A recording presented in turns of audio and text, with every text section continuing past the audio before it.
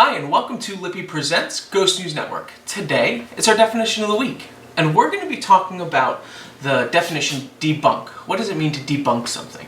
Well, to debunk something is whenever you are able to take a paranormal claim and able to figure out a reasonable, logical explanation for why something could be occurring. That would be you debunking the paranormal claim. For example, some things that may happen in your home is a client may talk about hearing a loud banging in their house from what they think could be a ghost banging around in their home, when in fact it could just be that the pipes in their house are loose, and so whenever your baseboard heating kicks on or something like that, where there's pipes running through, it could just bang really hard somewhere in the home, which the client may hear. Some people will say they hear sounds of scratching or moving around and things like that. Could there potentially be an animal stuck somewhere in your house? Could a squirrel be around, or a raccoon or something like that? And of course, obviously, they're going to claw and scratch at things. So that could potentially be a rational explanation. And like we've discussed with things like Occam's razor, if you're able to put a logical idea to it, then most likely that's the case. There's also claims of people having issues with paranoia or seeing ghosts or whatever.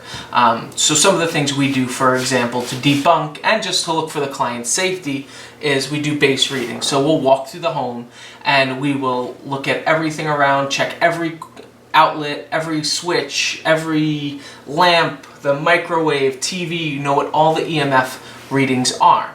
Because if a patient or if a client is sensitive to EMF, then what happens is you can have paranoia, you can have hallucinations, you can have a fear cage, you can have all of these things that occur. But meanwhile, it's just a rational explanation. For example, we had a client that we were investigating their home, and their child was having nightmares and things like that. So during the investigation, one of our investigators just threw a compass on the child's bed, and the compass needle just started spinning and going crazy. It was one of those captain's beds. So Mike went over and he pulled the drawers out and he found this little toy lightsaber, and we found out that that was what was triggering the compass to go wild, and that was because the lightsaber was just bleeding out high amounts of EMF.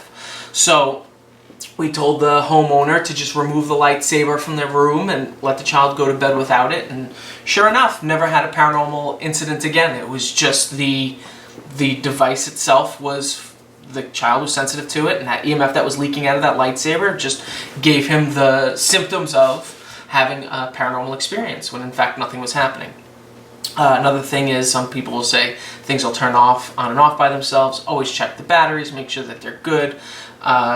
Carbon monoxide. We walk through a client's home and we always check with carbon monoxide meters before we even investigate, because again, signs of carbon monoxide in the home can lead to paranoia, it can lead to hallucinations, feelings of being watched.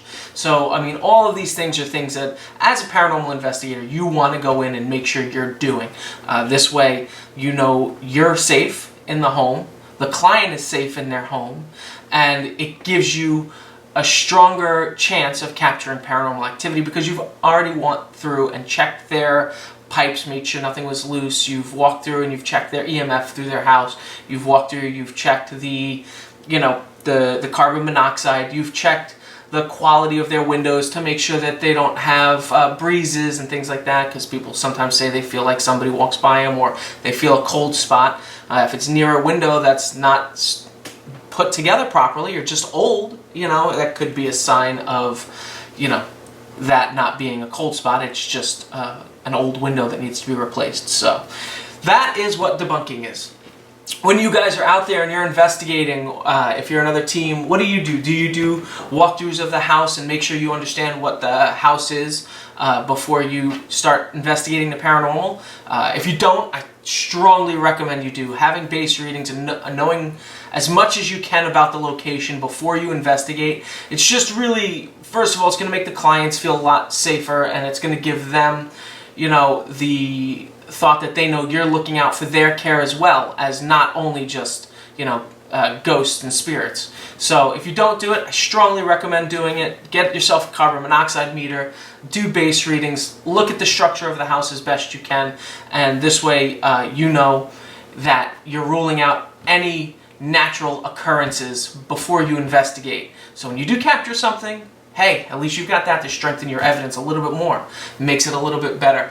So yeah, what do you guys think of debunking? Let me know in the comments section below, and if you haven't yet, click that like, share, and subscribe. You can also click the little notification bell to know when all of our content is being uploaded to YouTube.